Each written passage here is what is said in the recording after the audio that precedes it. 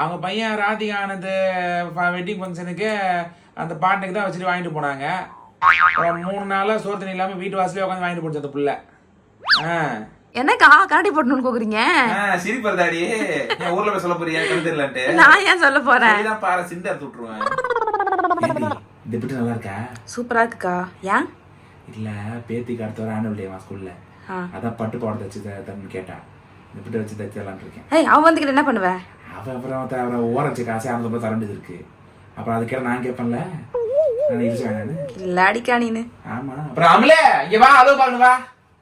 ஆயா எங்க மிஸ் பெரிய டஸ்டரா தச்சு வாங்கிட்டு வர சொன்னாங்க. ஏன் சின்ன டஸ்ட் எல்லாம் தொடச்சா சாப்ஸ்க்கு எல்லாம் போகாதா? நீ படிப்புக்கும் வாங்குற மார்க்குக்கும் வருஷத்துக்கு 4 டஸ்ட் வேணுமா உனக்கு? போ. ஏ கமலா நில்லடி.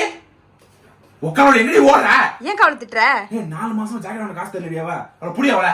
ஏய்